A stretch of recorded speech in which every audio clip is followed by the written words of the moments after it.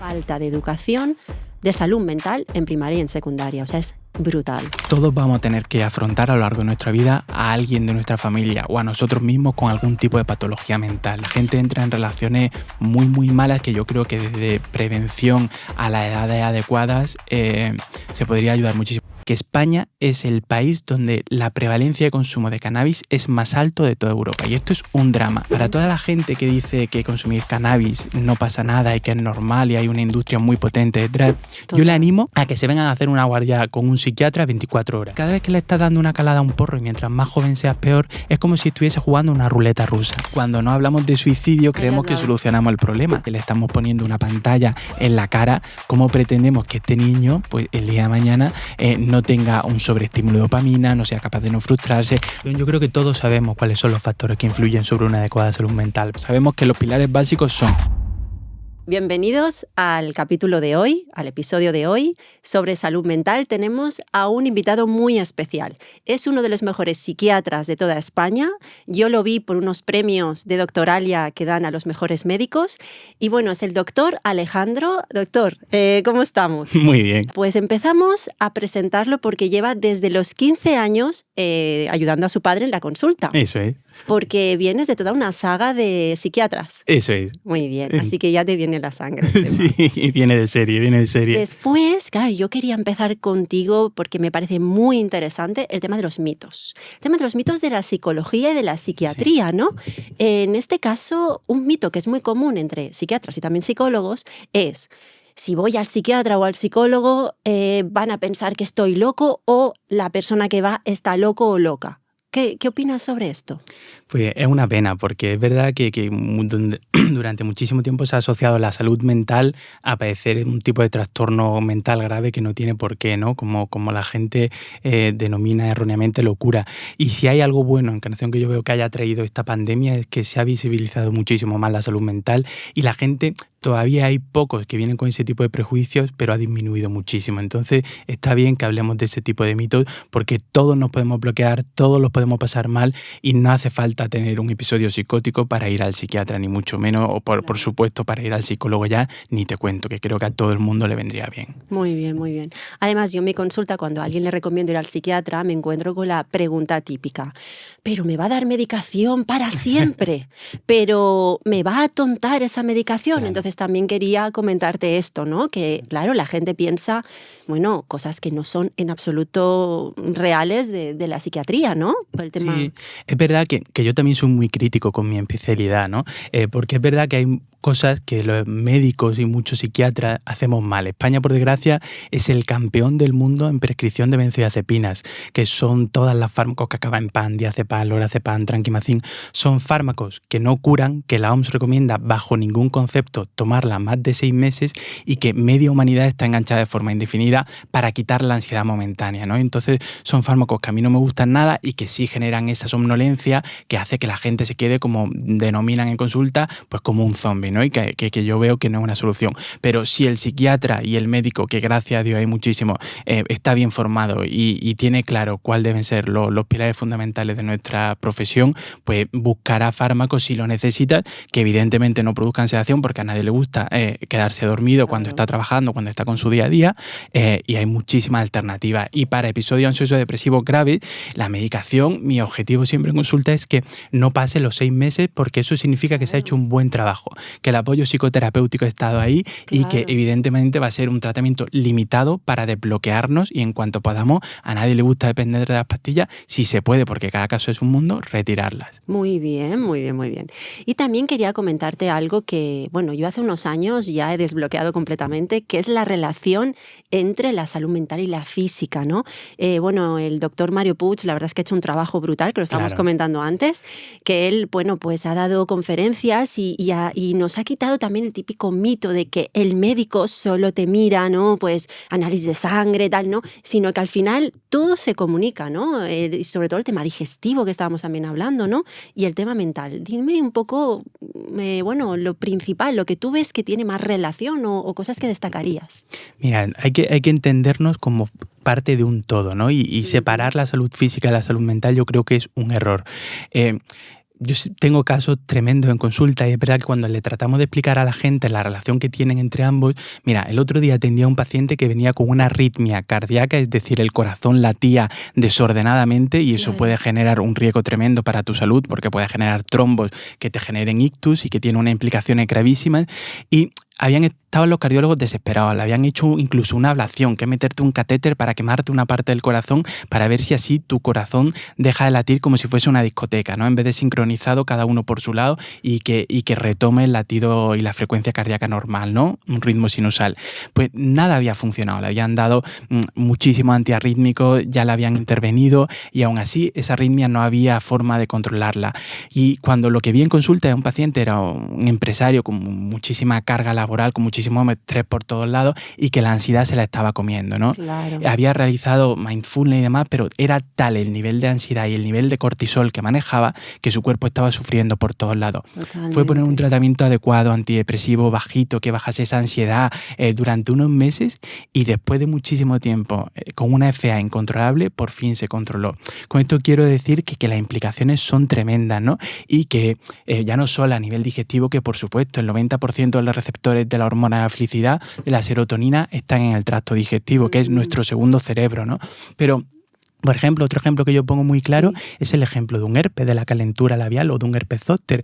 Tú puedes estar muy bien, sin ningún tipo de resfriado, simplemente estar nervioso y por una semana de mucho estrés, de mucha ansiedad, te desencadena el herpes, ¿no? Porque el nivel de cortisol baja las defensas, baja el sistema inmune y Claro. todo está relacionado. Hay algo importantísimo que yo quería destacar, de que te tengo aquí, que son las redes sociales, cómo afectan tanto positivamente como negativamente a las personas, a la salud mental de las personas. Vamos a, bueno, primero vamos a hablar de la parte negativa, ¿vale? Que es más típico, ¿eh? Todo el mundo habla mal de las redes sociales y luego la positiva. Y la parte negativa de las redes sociales quería destacarte dos aspectos para que me digas lo que piensas. Primero, efecto que llamo yo cotilla, error, ¿vale? No podemos estar chafardeando la vida de las Claro, personas. O sea, por supuesto. porque además la gente solo pone las cosas Eso es. buenas. Ay, no vamos a ponernos la foto que salimos Eso es. mal o no vamos a poner lo que no nos está funcionando. Entonces, para empezar, eso lleva a la comparación y la comparación, evidentemente, a la inseguridad. ¿Qué opinas? No. Este tipo de información en redes sociales, en la consulta lo ves, te lo dice Sí, la gente. muchísimo. ¿No? Yo creo, y está muy bien que hayas matizado eso, que es como toda herramienta. Un bisturí puede utilizarse fatal para hacer daño a alguien, para hacer daño a ti mismo, para salvarle la vida a una persona, ¿no? Entonces, las redes sociales no son buenas o malas de por sí, depende del uso que le demos. Y todos tenemos que analizar, y está muy bien que traiga esta pregunta, ¿qué uso le estamos dando a nuestras redes sociales? Porque no es fácil y porque los algoritmos muchas veces nos ponen cosas que encima cada vez nos van dando más de lo mismo, ¿no?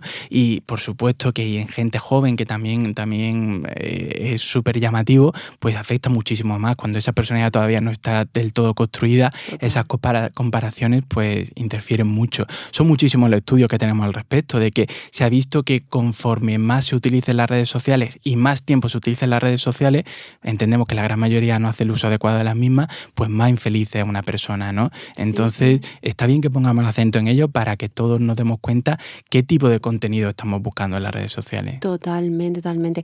Has dicho una cosa muy interesante, es la información que le damos a nuestro cerebro, es que es importantísimo. Igual que la dieta que comemos nos afecta a cómo nos sentimos y cómo estamos, pues evidentemente la información que tú le estás dando a tu cerebro, claro, luego van a aparecer creencias y pensamientos más tarde que tienen que ver con eso, ¿no? Si yo estoy todo el día viendo chicas maravillosas en bikini, luego yo me voy a ver y me va a venir el pensamiento de que no valgo, normal, Claro. si es que le he dado esa información.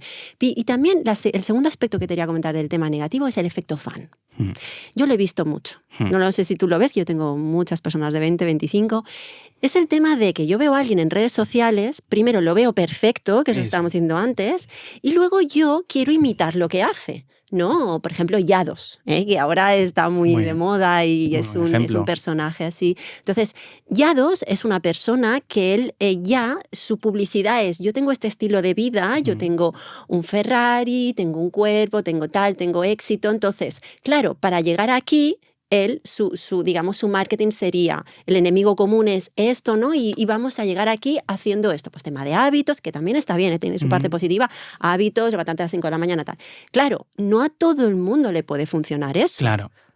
a ver, quizá una persona pues sí se esfuerza a nivel de hábitos, pero hacia otro lado, hacia unas oposiciones o hacia otra cosa, y también puede encontrar pues un estilo de vida muy interesante que no hace falta que sea un Ferrari. O por eso digo que quizá, ¿no?, el efecto fan, es decir, quiero ser como esa persona y me olvido a mí, me olvido mis objetivos y voy a intentar imitarlo. También eso es muy negativo, ¿no? Bueno, antiguamente pasaba con, no sé, con los presentadores de televisión, con los famosos de música, ¿no? Pues hoy en día en redes sociales. Y también, tema positivo. ¿Qué destacarías a nivel positivo de las redes sociales? Pues hay algo muy positivo y yo creo que la gente, gracias a las redes sociales, y lo veo en consulta, tiene muchísima mayor psicoeducación. La gente, pero no solo en salud mental, que es fundamental, sino también a la hora de la maternidad y la paternidad, también ves cómo vienen mucho más informados. Ya no es solo lo que me diga mi pediatra, que es el pediatra que te ha tocado, que a lo mejor tiene 60 años y lleva sin leerse un estudio científico 30 años de su vida, ¿no?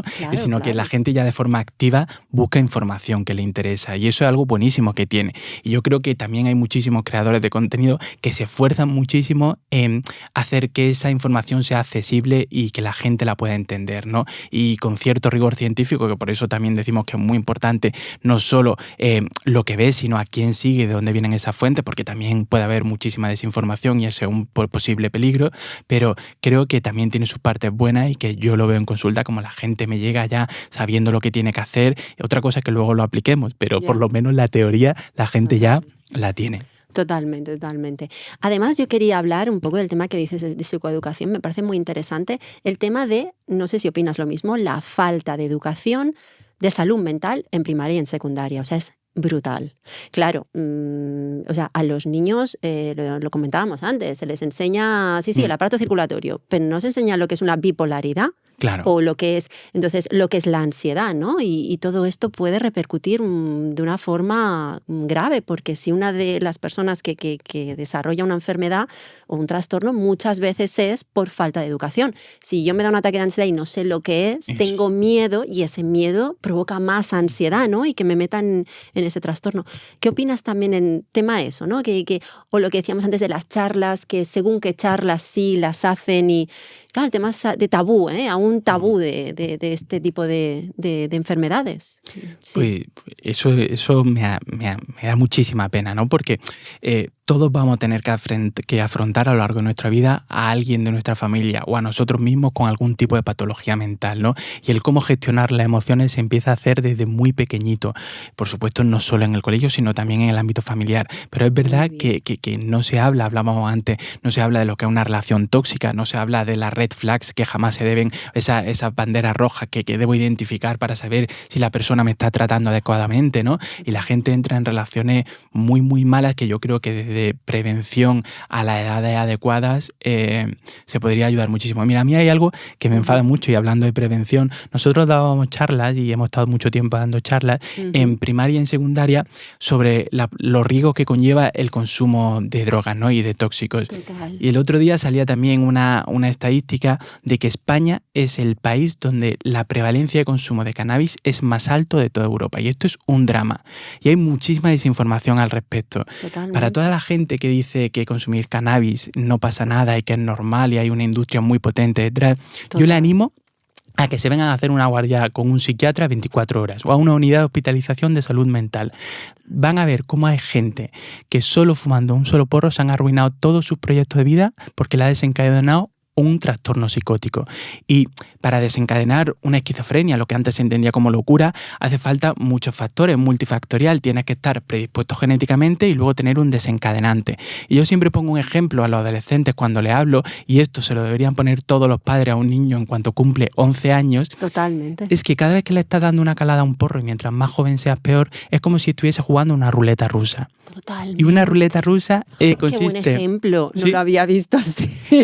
Yo siempre digo a los chicos, les digo, estás poniendo una pistola en medio de la mesa y en esa pistola le van a meter una bala y le van a dar la vuelta al casquillo y va a girar. Y la mafia lo que hacía, tienes que apuntarte la pistola a la cabeza y apretar el gatillo sin saber si ese disparo tiene o no la bala, ¿no? Qué bueno. Entonces, yo siempre agradeceré y estaré muy agradecido a mi padre que cuando tenía 12 años me explicó lo que era el THC, que es la sustancia psicoactiva del cannabis, ¿no? Y yo supe, cuando me ofrecieron poco tiempo después, por la presión de grupo, fumar cannabis, pues supe decir que no porque conocía los riesgos que podía desencadenar. Entonces, a mí me encantaría que esta sección del vídeo, todo padre se lo pusiese a sus hijos, porque ahorraríamos muchísimos dramas que son vidas truncadas, no solo del paciente, sino de toda la familia, ¿no? Oye, yo me he encontrado en la consulta ahora que comentas esto, personas que han desarrollado un trastorno de pánico, que para los que no sepan qué es, bueno, se te acelera el corazón, te mareas, te da la sensación como si te fueras a morir, incluso te quedas bloqueado y te puedes desmayar, o sea, es algo.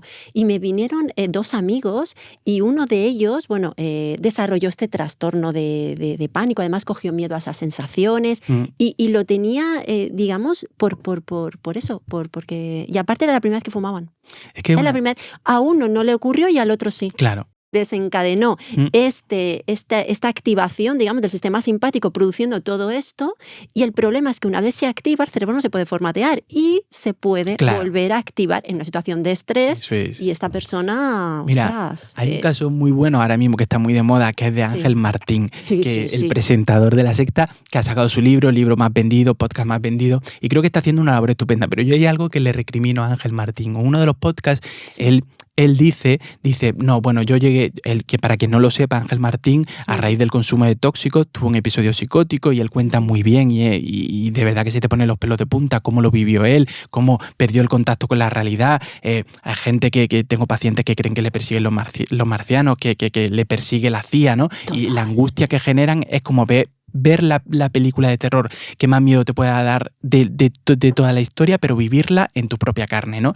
Y no poder despertar, Y no poder despertar. Esto es tremendo. Pero yo hay algo de Ángel Martín que dice en uno de los podcasts que dice: yo ya dejé la medicación porque es verdad que los antipsicóticos, por desgracia, no tenemos mejores fármacos. Algunos sí, algunos no, pueden dar sueño. Dice, yo ya dejé toda la medicación porque a mí me sentaba fatal, ¿no? Y cuando tú tienes un altavoz y lo dices en público, alguna gente que pueda tener, que encima no suelen tener conciencia de enfermedad porque para ellos es verdad y creen que no necesitan los antipsicóticos, los pacientes que tienen este diagnóstico de esquizofrenia, pues cuando tú tienes altavoz, pues es que Ángel tuvo la suerte de que hizo un viaje al mundo de la locura y volvió. Pero es que hay gente que no tiene esa suerte. Ángel tuvo un episodio psicótico breve, es decir, o tóxico, desencadenado por los tóxicos. Claro. Puso un pie en el mundo de la locura y volvió. Pero es que hay gente que una vez pone el pie ahí ya no vuelve de por vida. Nunca más va a dejar de delirar o de tener alucinaciones. Entonces, que la gente sepa las consecuencias que tiene consumir drogas. Hombre, es que la salud de nuestro cerebro es el jefe, es el que nos manda, entonces, importante. No, lo explicas estupendamente. Vamos a otra área, porque claro, no solo está el tema psicótico, también, el tema de salud mental, por desgracia, también produce personas que mueren todos los años por suicidio, que es un tema tabú, impresionante el tema de los suicidios. ¿Cómo ha aumentado este año? Me parece algo tremendo. Y además destacaría que también las personas jóvenes, los adolescentes también han aumentado muchísimo las personas que se suicidan. ¿Qué opinas sobre esto? ¿Se hace suficiente prevención? Pues mira, el suicidio es un drama a nivel global, ¿no? Y lo primero que tenemos que decir es que de suicidio hay que hablar, porque la gente que se cree que es como algo que me da miedo y cuando no hablamos de suicidio creemos que solucionamos el problema. Y no, si alguien tiene... Y al final lo que tenemos que entender es que cuando alguien piensa o tiene ideas suicidas es porque tiene un sufrimiento muy grande. Ay. Y quien se suicida no se suicida porque quiera dejar de vivir, lo que quiere es dejar de sufrir. Y entonces yo siempre pongo un ejemplo, es como si esta habitación se pone en llamas y yo tengo un miedo tremendo a morir quemado, pues la única solución que le veo es saltar por la ventana porque no quiero sufrir.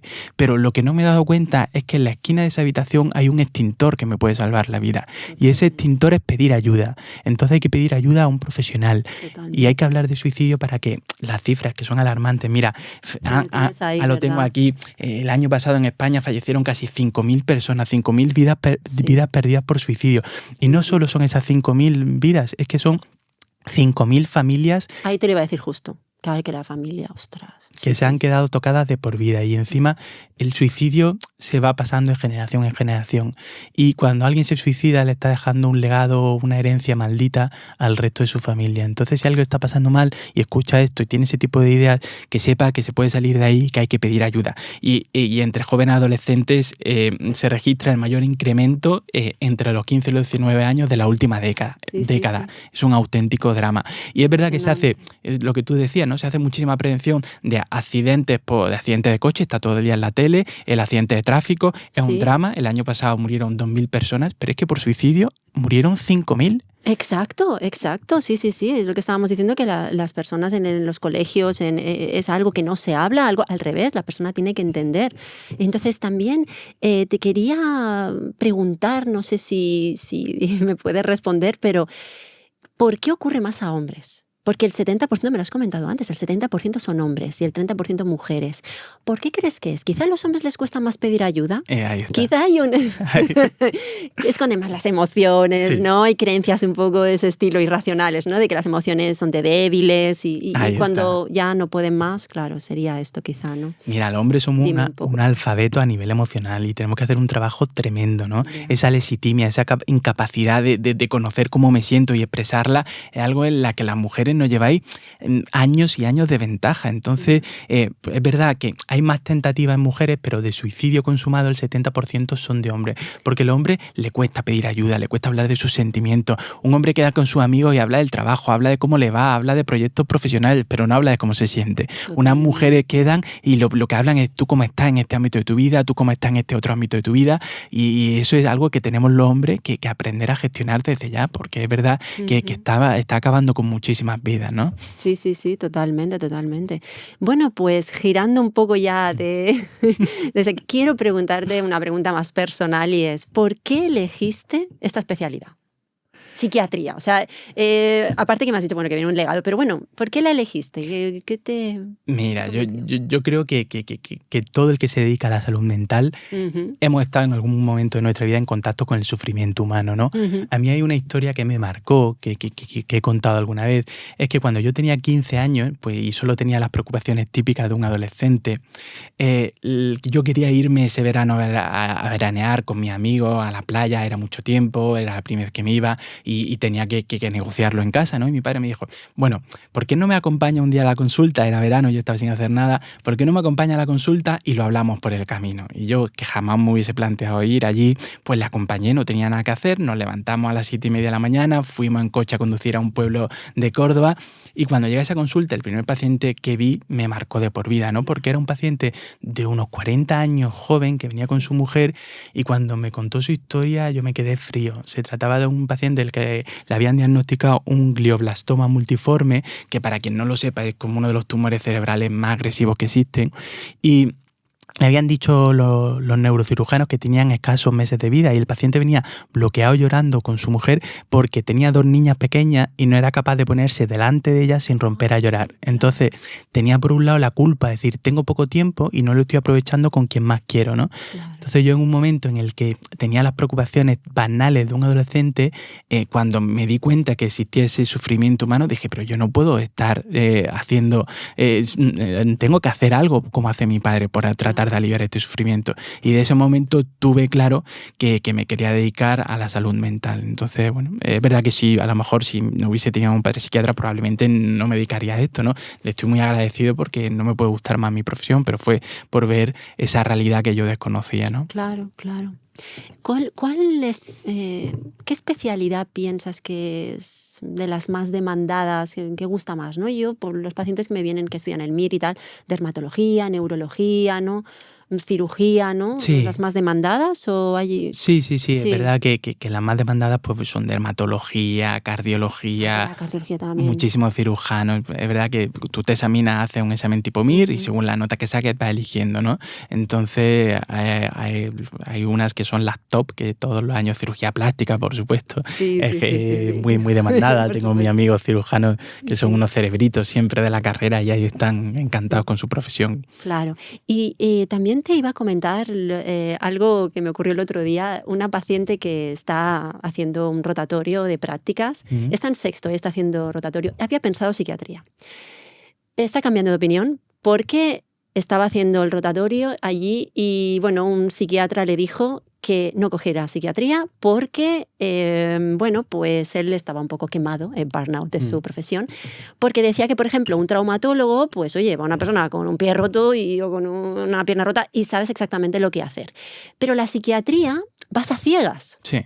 Claro, entonces esto a veces debe frustrar, ¿no? Porque eso que me dijo esta chica, dijo, es que esta incertidumbre, no sé si coger psiquiatría, porque la verdad es que, claro, no podéis medir, por ejemplo, directamente la serotonina que está entre el espacio sináptico. Entonces vais un poco, bueno, este antidepresivo, venga, ahora ahora pruebo aquí. Ostras, ¿esto cómo lo llevas? ¿Lo llevas bien? El tema de que no haya A más B, sino que vayas un poco a ciegas, a intuición, Pues mira, por un lado es de las cosas más complejas y por otro es de las que más me gustan de mi especialidad. Es verdad que no hay unos protocolos establecidos claros que yo pueda pedir una prueba diagnóstica, de una analítica con unos resultados y según eso, como pasa en otras especialidades, la hoja de ruta está clarísima, ¿no? Y también es uno de los mayores retos porque conforme más estudio, conforme más trato de conocer la dimensión de la psique humana, más me doy cuenta de lo ignorante que soy, ¿no? Entonces, cada vez que alguien viene a consulta y está depositando su salud mental en ti, la responsabilidad es enorme, porque cada maestrillo tiene su librillo. Es verdad que para eso formarse es fundamental y estar a la última de los últimos hallazgos científicos es muy importante, pero es verdad que luego la variabilidad entre especialistas es enorme, ¿no? Entonces es un reto tremendo. Y luego veo muchos especialistas quemados, muchos compañeros, también porque y al igual que en psicología, pues, al final la fatiga por empatía es muy grande, ¿no? Porque cuando tú estás, hay gente, lo que típico que nos dicen, yo no sé cómo te puedes dedicar a esta especialidad, yo sería incapaz. Bueno, yo también sería incapaz de a lo mejor pasarme 15 horas operando como hacen muchos cirujanos, cada persona vale para lo que vale, ¿no?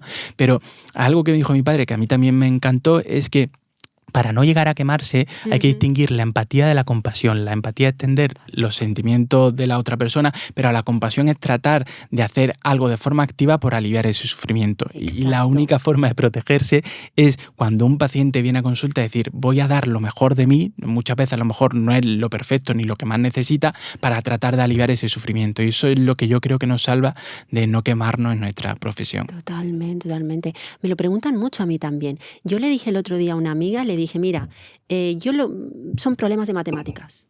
Cuando una persona viene es un problema de matemáticas, es como si vieras un nudo gigante y tú tuvieras que desnudar eso y encontrar la solución. Entonces, sí, es verdad que te llevas en parte problemas, hay que afectan más y hay casos que afectan menos. Y es justo la siguiente pregunta. ¿Hay algún caso que te haya afectado especialmente o un grupo de casos? Es decir, mira, a mí, por lo que sea, este trastorno es algo que a mí me afecta más o menos.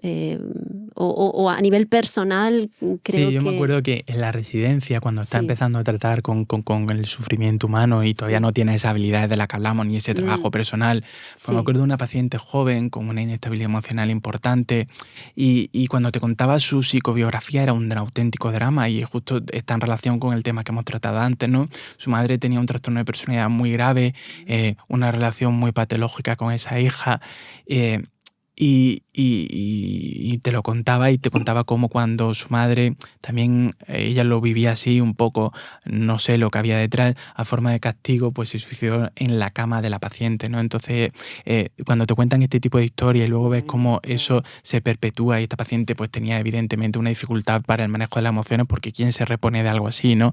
Pues eso te va doliendo y luego pues también los que trabajamos con sufrimiento humano tenemos pacientes que por desgracia han fallecido por suicidio, que aunque damos lo mejor de nosotros no podemos salvar todo el sufrimiento humano, por supuesto, solo faltaría, ¿no? Hay casos de esos que sí que es verdad que afectan bastante.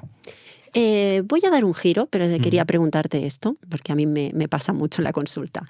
¿Qué opinas sobre, como dices tú, claro, hay personas que están sufriendo una depresión mayor, algo que tiene, claro, mucha repercusión? ¿Qué opinas de los comentarios que le hacen otras personas a estas personas de anímate, no estés triste? O a las personas que tienen ansiedad, ¡ay! Pues que se te quite la ansiedad, ¿no? Que no te pongas nervioso, ¿no? Como si la persona, claro, elige eso. ¿Qué opinas sobre estos comentarios? Claro, esto es psicoeducación, al final no podemos decirle eso a esa persona. Claro. Es que la estamos hundiendo. Como si psicológico fuera igual a elegir. Eso no, es, ahí está. Como no elijo tener un cáncer. Claro, o sea. ahí está. Entonces, la culpabilidad, ¿no? Hay mucha culpabilidad con estos comentarios. ¿Qué opinas? ¿Te ha ocurrido? ¿Lo has visto en algún sitio? O sí, ¿no? Bueno, te lo Muchísimo. dicen los pacientes, ¿no? Es una forma tremenda de invalidar el sufrimiento de la otra persona, ¿no? Claro. Como decir, oye, haz así y ponte feliz, como si fuese tan fácil, ¿no? Como si no fuese algo tan complejo, con una desregulación a nivel bioquímica, cerebral, de neurotransmisores, a nivel contextual, a nivel vital, a nivel de emociones. Como ojalá nadie quiere estar triste, nadie quiere estar deprimido. Como si el ejemplo estupendo que ponía, oye, alguien se fractura una pierna, venga, anímate y ponte a andar. No, pues no puedo, tengo que operarme, tengo que ponerle una solución, tengo que pedir ayuda. Entonces, pero yo lo que veo es que detrás siempre hay una angustia tremenda de los familiares. Cuando hay alguien que tiene un problema de salud mental, los familiares vienen con un sufrimiento también enorme porque no saben cómo gestionarlo, porque falta esa psicoeducación que tú dices, ¿no? Por eso yo veo tan fundamental y le damos la enhorabuena a todos los que estén escuchando este podcast porque hay un trabajo personal que quieren formarse y que tu podcast le ayuda muchísimo en todo eso. Por eso a mí me encanta, ¿no? Porque todos tenemos que formarnos, si no es por nosotros, para ayudar a nuestros familiares o amigos que lo estén pasando mal, porque a esto también se aprende. Claro, totalmente. Mira, te quería preguntar algo un poco controvertido. Vale. El otro día estaba pensando algo, no sé si tú estás de acuerdo, pero las personas que se dedican al tema espectáculo, cantantes, puede ser que tengan unos rasgos de personalidad parecidos entre ellos. Quiero decirte, no digo que tengan un trastorno narcisista, pero hay personas que van a ese tipo de profesiones en las que hay un público, en las que sí pueden tener rasgos de ese estilo, ¿no? Por Del supuesto. ego. ¿Tú estás de acuerdo? Es que yo lo pensé el otro día, igual que la psicopatía es muy presente a lo mejor en personas con mucho poder, porque claro, para ascender a ser jefe de una hay empresa... que pisar a mucha gente. Claro. Entonces, ¿tú estás de acuerdo? Sé que te pregunto esto que es un poco... Pero yo realmente, claro, es algo que a veces me viene a la mente. ¿Tú estás de acuerdo un poco en esto? Estoy completamente de acuerdo. Al final los patrones se van repitiendo a lo largo de la historia. Hay muchísimas series buenísimas. Esto lo comentabas en tu Instagram, por eso te lo quería comentar también. La de House of Cards vemos como un presidente muy real a día de hoy y que un presidente muy real está dispuesto a asesinar o a hacer lo que haga falta con tal de llegar al poder, ¿no? Y hay un grado de psicopatía tremendo. Luego, es verdad que la gente que se dedica al mundo del espectáculo pues disfruta más cuando acapara esa atención, ¿no? Rasgos más histriónicos de la personalidad o más narcisistas, es verdad. Pues por eso yo creo que al final está genial y tienen un don y es maravillosa esa gente que le encanta recibir la atención, pero cuando no reciben la atención es cuando se vienen abajo. Por eso el trabajo personal de conocernos y de analizar por qué hemos tomado las decisiones que hemos tomado a lo largo de nuestra vida y por qué nos dedicamos lo que nos dedicamos, por qué tenemos ciertas fortalezas o ciertas debilidades. Pues y equilibrarnos. Eso es. Lo digo porque tengo muchísima gente que quizá no es famosa, pero sí está en nivel artístico y tienen unas carencias importantes por lo que te comento, porque tienen a veces un estilo, ¿no? de rasgos de personalidad que claro, que todos no somos A y tenemos que ser A, ¿eh? La gente me dice, oye, el narcisismo es malo. Digo, no es que el trastorno narcisista, eso pero es. podemos tener rasgos. Incluso yo, para que la gente también se quite un poco estos mitos, cuando tú eres cirujano tienes que tener una cierta psicopatía a la hora de operar. O sea que, claro, aquí está el trastorno psicopático, es una cosa, ¿no? Pero es verdad que hay ocasiones en las que para hacer algo concreto desarrollamos un rasgo que nos hace falta para poder hacer la tarea, ¿no? ¿Estás de acuerdo? O sea que, a nivel psicoanalítico, como los cirujanos, el abrir a una persona y esa agresividad reprimida, pues muchas veces tiene mucho que ver, ¿no? Entonces, por supuesto, al final la canalizan para algunos de ellos, por supuesto, para algo maravilloso como es ayudar a la gente. Sí. Por eso digo que el narcisismo también tiene su punto. Muy bien. Entonces, vamos a la sección, mójate. Vale. Sección mójate, pero antes de la sección mójate, yo quería preguntarte también otra cosa que no hemos hablado y que me encantaría, a ver, porque antes te he hablado del tema de la sociedad y el estilo de vida y tal, pero yo quiero preguntarte si tú ves que el incremento de trastornos en salud mental, que eso es evidente en muchísimos estudios, cada año hay más gente con trastornos de ansiedad y con depresión, el tema tiene que ver con el estilo de vida que tenemos actualmente. de gratificación instantánea. Me ha quedado este tema por hablar contigo, tema de beber, de comprar, de cada vez tener más consumo, más como más cerca y más a mano todo tipo de estímulos que tienen que ver con la dopamina. Claro. ¿Qué opinas de esto? Es decir, si nosotros estamos constantemente haciendo este tipo de actividades, nuestro cerebro aprende que no tiene que hacer un esfuerzo para tener un gustito, por así decirlo. Entonces, claro, estamos educando mal a nuestro cerebro y más a nuestros jóvenes, ¿no? Pantallas. Claro, es posible que también esa tolerancia a la frustración, la no flexibilidad al cambio, esto tenga que ver, ¿no? Y el aumento de trastornos psicológicos tenga que ver con esto, ¿no? Con el tema social ahora mismo, con todo este estilo de vida. Mira, ¿Qué opinas? La sociedad con mayor bienestar que jamás ha habido y la más infeliz que ha habido nunca, ¿no? Ahora cualquier persona tiene más que el rey de otra época que más acomodado, ¿no? Pero sin embargo somos cada vez más y más infelices y eso tiene que ver con muchísimos factores. Vivimos como pollos sin cabeza, con un nivel de estrés tremendo, con un bombardeo de dopamina desde que nacemos.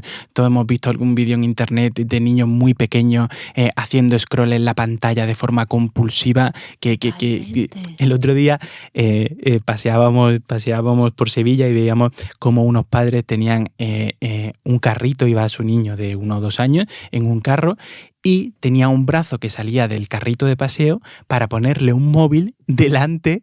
Que yo supongo que no hay nada, una barbaridad, no hay nada más bonito para un niño que salir a pasear, estímulos constantes, ver a gente, ver a perros, ver a animales, ver a coches, el niño se lo pasa pipa. Si ya en la propia calle le estamos poniendo una pantalla en la cara, ¿cómo pretendemos que este niño, pues el día de mañana, no tenga un sobreestímulo de dopamina, no sea capaz de no frustrarse, no tenga una adicción compartimental, ¿no? De comportamiento, sin sustancia, que es como se clasifica ahora a esa pantalla del móvil? Pues claro que hay muchas cosas que tenemos que pensar cómo la estamos gestionando y qué nos está ayudando y qué no nos está ayudando para nuestra salud mental. Has dicho algo importantísimo, un pollo sin cabeza, me encanta, porque todos estos estímulos están despistándonos de lo que queremos hacer a largo plazo, de nuestro sentido de la vida, de lo que de verdad vale la pena. Martin Seligman tiene un montón de estudios de la felicidad y dice que el 15% es la felicidad hedonista, o sea, claro, de la felicidad total. Todo esto de comprar, de beber, de salir de fiesta, claro, todo eso es el 15% de la felicidad total. En su justa medida tiene sentido, pero no todo puede recaer sobre eso. Pero no todo sobre eso, ¿no? Además, yo creo que todos sabemos cuáles son los factores que influyen sobre una adecuada salud mental, pero el estilo de vida que vamos llevando cada vez se aleja más de ello. Sabemos que los pilares básicos son las relaciones sociales. El estudio más importante de la felicidad demuestra que la calidad de nuestras relaciones sociales es lo que más influye en nuestro bienestar emocional, ¿no? Cada vez por las redes sociales que nos distancian de los compañeros, del estrés, de la carga laboral, la carga vital, nos aleja más de mantener y cultivar esas relaciones sociales. El sueño es fundamental para dormir bien. También las pantallas y la luz azul, la gente se queda hasta las 2 de la mañana sin dormir y sin darle ese pilar fundamental para recargar pilas, que el sueño es el taller del cerebro. Totalmente. O sea, son el estrés crónico que al final desencadena en depresión. O sea, que lo tenemos claro, el ejercicio físico. Todos sabemos que el ejercicio físico es fundamental para la salud física, pero no somos conscientes de la relevancia que tiene en nuestro bienestar mental, ¿no? Que las endorfinas y los endocannabinoides que se segregan son casi más potentes que cualquier fármaco que un médico te pueda dar, ¿no? Entonces, sabemos lo que hay, pero muy pocos lo aplicamos y nuestro ritmo de vida cada vez lleva a que esos ámbitos fundamentales cada vez tengan menos cabida en nuestras vidas. No, totalmente. Y es por algo que has comentado, yo creo, antes, porque tampoco pensamos de forma crítica, porque nos asocian, en la publicidad nos asocian la felicidad a comprar un coche, a la una lata de Coca-Cola, a salir. Sí, Entonces, desde pequeños creemos que la felicidad es eso. Y cuando llegamos a los 40, ostras, espérate, yo tengo todo lo que se supone que tengo que tener, pero no soy feliz. Y entramos con las crisis. Sí. Pero es porque nos han vendido un tipo de felicidad que interesa muchísimo a la sociedad, porque consumimos. Y además la dopamina es el neurotransmisor de las adicciones, ¿no? Claro. Encima te haces adicto. Efectivamente, ¿vale? A la gratificación. Y cada vez quieres más, totalmente. Ostras, qué interesante, ¿eh? Tenemos que hacer un segundo podcast. Encantado. Vamos ya, por fin, a la sección Mójate. Vale. Bueno, pues en la sección Mójate yo te digo personajes o personas famosas y tú me tienes que decir un poco qué opinas sobre su estado mental y en este caso sobre la resiliencia. Muy bien. Vamos a explicar qué es la resiliencia para los que no lo sepan. Bueno, esto vino de un concepto de la física. Los materiales, cuando se les aplica calor, ¿no?, se deforman, pero luego cuando se les quita esta calor, vuelven a su estado original. Pues las personas a nivel psicológico es lo mismo, ¿no? Nos ocurren cosas que momentáneamente nos desequilibran, tenemos una reacción emocional negativa, pero luego hay personas que es increíble, les ocurren cosas tremendas y son felices porque vuelven a girar, vuelven a adaptarse a esa situación, ¿no? Entonces, yo te voy a decir personas y me vas a decir, ostras, ¿qué te gusta de esas personas a nivel psicológico, ¿vale? Por ejemplo, la primera persona que yo querría decirte es un psiquiatra muy famoso, te lo he dejado fácil, es Viktor Frankl, ¿vale? Viktor Frankl me parece, bueno, todos los psicólogos somos fans de este hombre y supongo que vosotros también. Viktor Frankl, bueno, explica un poco su historia para quien no sepa quién es y dime lo que más te gustaba de él. Pues mira, Viktor Frankl es bueno, su libro El hombre en busca de sentido es mi libro favorito de este mundo, ¿no? Sí. Viktor Frankl es un psiquiatra, neurólogo y filósofo de origen vienés que estuvo 3 años internado en los campos de concentración, ¿no? Y que desarrolló una psicoterapia que es la logoterapia, ¿no? Y cuenta en el libro bueno, hay muchos podcasts, audiolibros al respecto que la gente puede buscar. Creo que es un libro de lectura obligatoria para cualquier persona que lo esté pasando mal, ¿no? Pero él cuenta cómo nos pueden arrebatar muchas cosas. En un campo de concentración nos pueden quitar todo, nuestros seres queridos, nos pueden quitar el alimento, pueden hacerte sobrevivir con 300 gramos de pan y 1 litro de sopa aguada, ¿no? Pero lo que nadie te puede quitar es la capacidad de decidir cómo afrontas tú eso y tu libertad interior, tus valores, tus virtudes. Eso nadie te lo puede quitar, ni ninguna situación, por difícil que sea, te la puede quitar, ¿no? Entonces, es un libro maravilloso que a mí me encanta y que me encanta releer cada 3-4 años, lo vuelvo a leer porque veo cosas nuevas y desde una perspectiva completamente distinta. Entonces, él perdió a toda su familia en los campos de concentración y luego se dedicó a escribir durante este tiempo libros y dar charlas que son súper inspiradoras. Entonces, pues un icono de esa capacidad de afrontar momentos difíciles. Ostras, yo utilizo un ejercicio de Viktor Frankl en mis consultas, el ejercicio del funeral. Ah, muy bueno. Porque muy bueno. él decía que en el campo de concentración, pues no sé si tú lo recuerdas, pero que desaparecía el TOC, el trastorno de pánico, decía, ¿cómo es posible? Porque las personas, cuando queda poco para morir, claro, hay cosas que ya no le damos importancia, Claro. ¿no? Entonces él decía que uno de los aspectos que tiene que trabajar la persona para tener salud mental es la muerte, para ver realmente si eso es de verdad catastrófico, ¿no? Es el medidor de catastrofismo. Yo en trastornos alimentarios, cuando estuve en un hospital trabajando con gente con bulimia, anorexia, hace años era una epidemia, y me acuerdo que yo les decía, oye, si os quedara un mes de vida, ¿seguiríais haciendo dieta? ¿Seguiríais vomitando? Y todas, no. Claro. Ostras, Claro. es interesante trabajar la muerte, ¿no? Es paradójico, pero para trabajar la felicidad, Sí. a veces hay que trabajar la muerte para Sí. el sentido, como tú has dicho, el sentido de la vida, que es su libro, ¿no? Muy interesante. Te voy a decir otro médico, para seguir con el mismo rollo, es Oliver Sacks. Para mí, la verdad es que como lo entrevistó Punset, Sí. Eduard Punset, una entrevista, a mí me gustó mucho y como vi la película de Despertares, también. Dinos un poco su historia y qué te gusta de él. Bueno, pues él es un neurólogo, ¿no? que durante muchísimo tiempo hubo una incidencia tremenda de encefalitis letárgica que todavía no se sabía muy bien qué las producía, pero era gente que se quedaba completamente postrada durante 50 años en la cama, ¿no? Y este neurólogo, gracias a su investigación, pues no se resistió, dijo, pues aunque nadie tenga la solución, yo tengo que buscar el porqué, tengo que tratar de entender qué hay detrás y por qué esta gente no puede hablar, no puede hacer absolutamente nada. Y al final vio que tenía muchas similitudes con la enfermedad de Parkinson y decidió darle el EDOPA, que es el tratamiento que se emplea en el Parkinson, a esta gente. Y la película se llama Despertares porque la gente revivió, la gente se levantó de la cama. Y luego a nivel psicológico es muy interesante como esta gente que llevaba 50 años postrada, pues lo que todos pensamos es que si nos levantamos después de estar 50 años tomados en una cama, lo primero que haremos es dar saltos de alegría y salir a comerme el mundo, pues muchos de estos pacientes se veían completamente bloqueados porque tenían pánico a todo, porque se le había olvidado afrontar, a vivir, a cruzar incluso la calle le daba pánico, ¿no? Entonces, lo que también vemos es que luego la respuesta fue muy limitada, fue durante un tiempo limitado, la gente volvió otra vez a quedarse postrada en la cama, o sea que no fue una curación. Y entonces no se dio por rendido, siguió explorando, investigando, dando charlas para tratar de su ámbito, como todo en esta vida, pues tratar de ayudar a la gente que podamos y lo que esté en nuestras manos. Y un Totalmente, caso ostras, interesante. interesantísimo. Una cosa que decía Oliver Sacks, interesantísima, que me encantaba en la entrevista de Punset, decía que la música la utilizaba muchísimo con sus pacientes y que les ayudaba muchísimo. ¿Tú también piensas que las personas con problemas de salud mental, una esquizofrenia, la música calma, la música, ¿no? Va directamente al sistema límbico, ¿no? Por Y te activa supuesto. emociones? La Claro. musicoterapia hay muchísima evidencia al respecto, ¿no? Sí. Y yo creo que a todo el mundo le viene bien, le relaja, le da alegría. La música es sumamente terapéutica y por supuesto que yo considero fundamental y hay Muy mucha bien. evidencia al respecto, claro que sí. Vale, vamos a dar un giro, que es un actor. O sea, está preguntándote médicos, pero vamos a un actor. Es Michael J. Fox. ¿Quién no ha visto Regreso al Futuro? Michael J. Fox.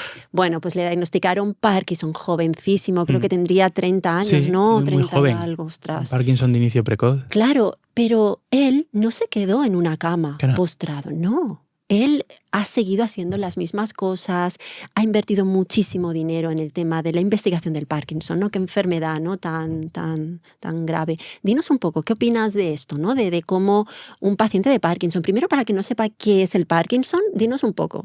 Es una enfermedad neurológica degenerativa que se produce una disminución de dopamina en la vía nigroestriada y al final pues, puede tener o el acinético o el que se caracteriza también por más temblor, ¿no? Hay gente que tiene los dos.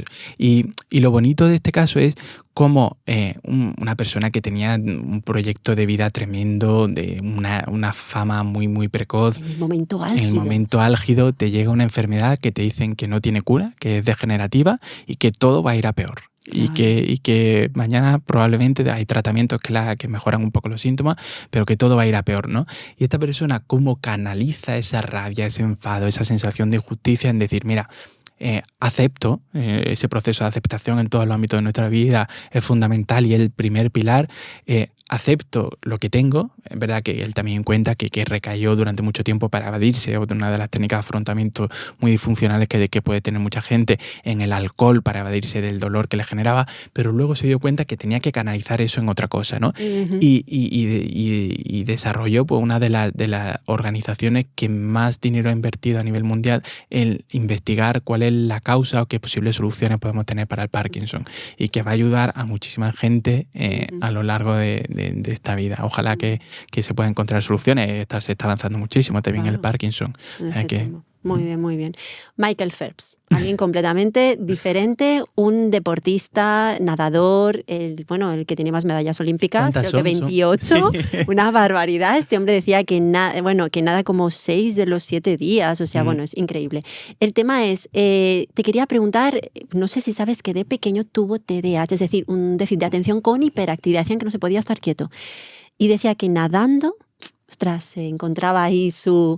¿Qué opinas de Michael Phelps? Los grandes deportistas, porque tienen una salud mental, claro, tienen que tener una resiliencia, una constancia. ¿Qué opinas un poco? Sí, destacaría varias cosas. Lo primero es como cuando se te pone una etiqueta, pues y al igual que cuando veo pacientes con TDAH en consulta que no son capaces de quedarse quietos, que los padres vienen muy preocupados, hay que buscar qué actividades sí son buenos, porque que no sean buenos para quedarse sentados en una clase 8 horas no significa que no sean buenos en muchas otras cosas. Exacto. Muchos de estos pacientes con TDAH, incluso adultos, llegan a ser empresarios de éxito porque tienen un hiperfoque que cuando se centran en algo son capaces de rendir y pasarse horas y horas y horas súper atentos en lo que les gusta. Exacto. Pues Michael Phelps es un ejemplo maravilloso y él cuenta cómo tuvo un episodio depresivo mayor entre todo esto, cómo pidió ayuda, cómo estuvo muy bloqueado y luego siguió ganando muchísimas medallas. Pero tenemos muchos casos de deportistas. Iniesta también tuvo un episodio depresivo grave, como pidió la ayuda necesaria, se recompuso y luego pues ganó el mundial, ¿no? Entonces, pues todos estamos, todos podemos bloquearnos, nadie está libre de pasar un momento muy difícil de su vida, pero se sale pidiendo ayuda. Muy bien, muy bien. Y nada, quería contarte 2 más. Y uno hiper importante es Stephen Hawking. Es un clásico, lo sé. Pero a mí me encanta, lo pongo mucho de ejemplo en la consulta. Cómo una persona con ELA bueno, aparte que creo que es el único paciente de ELA que ha vivido hasta los 70 y pico de años, ¿no? Pero como un paciente con ELA llegó a ser feliz, llegó a hacer conferencias, Tremendo. ostras, tremendo, ¿eh? No, es lo que decíamos otra vez, no se quedó en la cama quejándose, no, una persona que supo girar y encontrar su camino, ¿no? A pesar de la aceptación, ¿no? Es tan importante para tener salud mental. Mira, Sí. otro ejemplo muy relacionado con este que comentas, para la gente joven que busque a Alex Roca, un paciente muy joven, como con una hemiplegia por una encefalitis límbica herpética que tuvo con 6 meses, que se quedó con medio cuerpo parado. De verdad, os animo a que cuando acabéis de escuchar el podcast busquéis a esta persona porque os va a dejar impactados. Qué forma de afrontar las dificultades, qué resiliencia y genial, enhorabuena. Sí, lo voy a buscar. Me suena, pero lo voy a buscar. Y última persona es Jeanette Corcuera, que no es famosa, esta mujer no... Pero la verdad es que te la quise, te la quise poner y para preguntar porque... perdón, no voy a repetir lo que he dicho. Te la comenté para comentarlo en este podcast porque me parece un ejemplo brutal. Es una mujer que es sordociega, es la única que, bueno, ha conseguido de momento la primera en conseguir un grado universitario con estas características. Y bueno, yo dejaré un enlace para que veáis su historia porque me pareció impresionante. Esta persona además le ofrecieron un trabajo en Sevilla y se fue a Sevilla. Le dijeron que había un perrito que estaba a punto de morir en una protectora y cogió al perrito, ya sale a pasear al perro, se va a Sevilla, o sea, sin ningún tipo de orientación, pobre mujer, sí. Pues mira, este ejemplo que yo lo desconocía y me encantó cuando me animó a todo el mundo que se vea esa charla TED, pues a mí me demuestra que muchísimas veces, también lo que me consulta, hasta qué punto son nuestras barreras mentales o nuestras barreras reales, contextuales, físicas o vitales. Porque hay gente que tiene aparentemente muchísimas más facilidades que están mucho más limitadas en su día a día. Y por eso es la importancia también de hacer ese trabajo personal para analizar qué nos está limitando en nuestro día a día. Porque hay ejemplos completamente inspiradores que cuando los ves dices, y yo preocupado por tonterías de mi día a día y luego hay gente que se come el mundo a pesar de sus circunstancias, ¿no? Pues estupendo. Totalmente. Bueno, vamos a la sección cotilleo. Soy psicóloga, entonces, a ver, yo tengo que cotillear un poco sobre la vida de las personas. Bueno, entonces te voy a hacer la primera pregunta.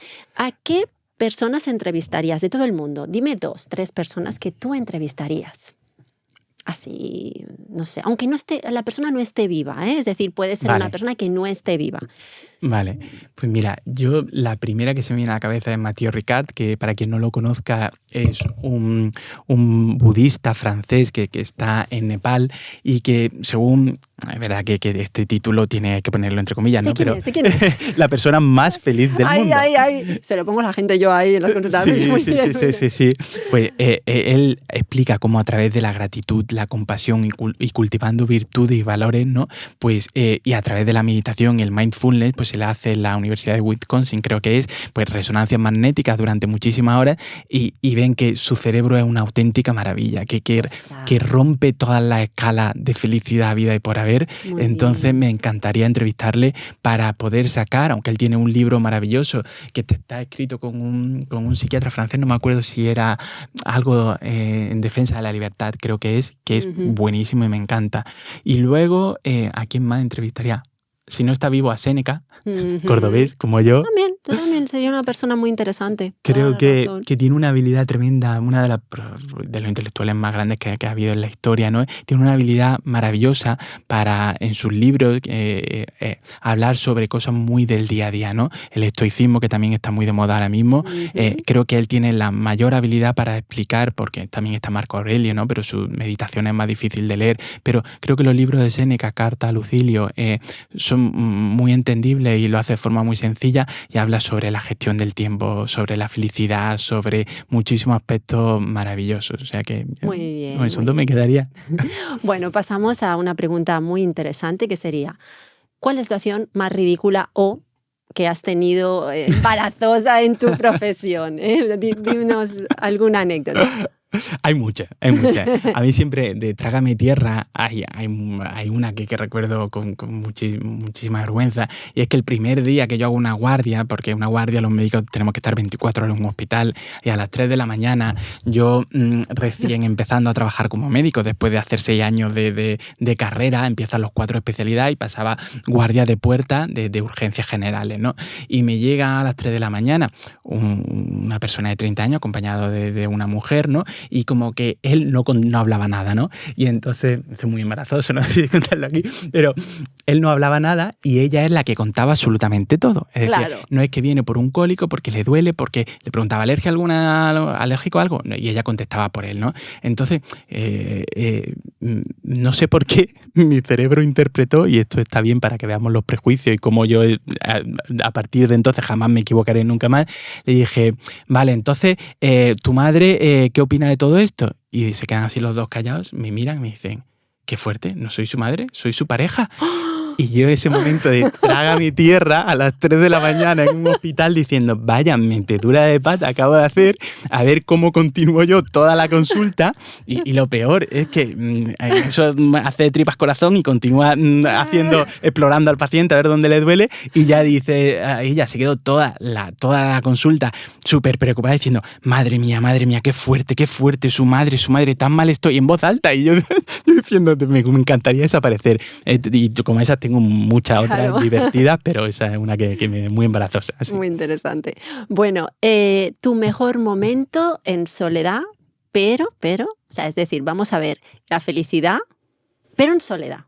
Porque yo quiero que las personas, en mi consulta lo estimulo mucho, que las personas busquen momentos felices en soledad. ¿Cuál es tu mejor momento más feliz en soledad?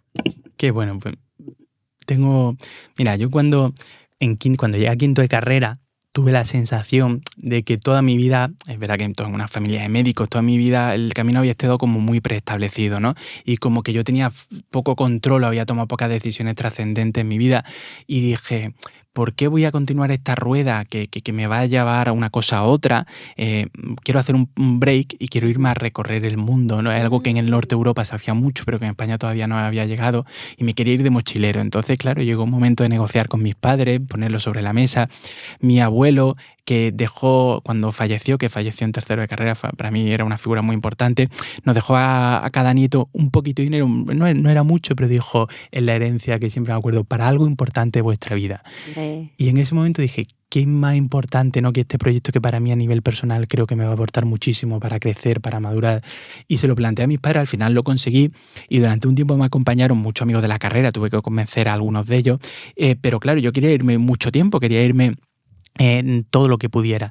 Y entonces me acompañaron durante un periodo, nos fuimos por el sudeste asiático, estuvimos en Tailandia recorriendo absolutamente todo, y en Indonesia estuve solo 15 días en medio de la selva yendo a ver los orangutanes, y para mí fue un momento muy bonito. Yo siempre digo que es cuando menos solo me sentí, porque a pesar de que estaba viajando solo, conocía gente de todo tipo, tuve momentos de reflexión personal, Claro. crecí como persona, y yo siempre digo que animaría a mucha gente a hacer un viaje solo, ya sea el Camino de Santiago, ya sea irte a hacer senderismo tú solo, pero a esos momentos de reflexión y de estar con nosotros mismos y con nuestros pensamientos son muy importantes. Claro, nos quitamos las distracciones que decíamos del día a día y vemos lo que realmente queremos y encontrar nuestro camino y nuestro sentido. Muy bien, muy bien. Si tu vida fuera una película, ¿la verías? Hombre, yo te digo que solo con tu consulta valdría la pena ver la película, ¿no? Pues los casos. Oye, y un momento así, ¿no? ¿Qué? Pues no lo sé, yo creo que tengo una vida afortunadamente muy corriente, muy normal. Ahora acabo de ser padre, estamos esperando a nuestra segunda niña. Tú también. O sea, que creo que una vida pues muy bonita, gracias a Dios, he tenido suerte y me gusta lo que hace, pero con nada extraordinario. Entonces, pues no sé si la vería, tendría que haber un buen director que supiese coger la parte interesante, pero no te sé contestar. Sí, ya, seguro. Y la última pregunta, para acabar este podcast, que hay radical. Si te quedara un mes de vida, ¿qué harías?